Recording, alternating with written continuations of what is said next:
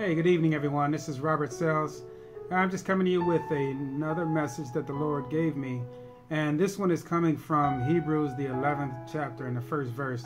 And, all of us know that scripture very well, but there's different versions of it I want you to see. And the one version that I'm looking at here, which is the King James Version, it says, of course, now faith is the substance of things hoped for, the evidence of things not seen. But here's what I want you to see is a couple other translations that I thought were pretty powerful. The NIV version says, now faith is confidence in what we hope for and assurance about what we do not see. All right. Now, listen to this one here. This one is the English Standard Version. And it says, now faith is the assurance of things hoped for, the conviction of things not seen. You see, there's a difference in the wording there. If you look at the word conviction, you're talking about a belief that is so deeply entrenched within your soul that heaven and earth can move and your belief will remain the same. You see, can you imagine that kind of faith, that kind of unshakable mountain moving faith? When you have that kind of faith, the action will be easy to apply. See, the scripture says that faith without works is dead. So basically, if we're not doing anything, then we really don't have any faith. But imagine if we had such a conviction about something that we haven't even seen yet. It's a promise that God spoke over our lives, that all we have to do is just believe, and believe enough to take action on that thing and watch that thing come to pass.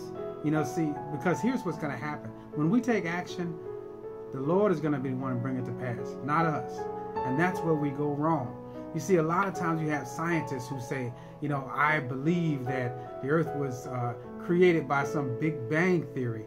And now they have to believe that there was some original thing that happened randomly that caused life to randomly exist. But here's the thing.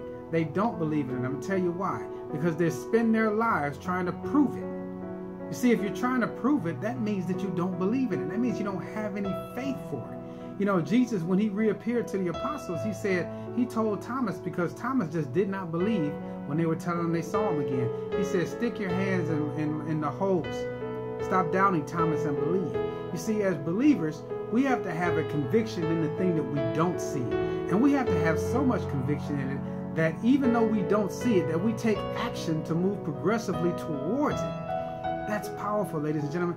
That's the power of faith, ladies and gentlemen. So when we hear this scripture, let's not just be a scripture quoter, we know it says faith is the substance of things hoped for, the evidence of things not seen. But do we really understand what that scripture is saying? Because if we do, why are we sitting still?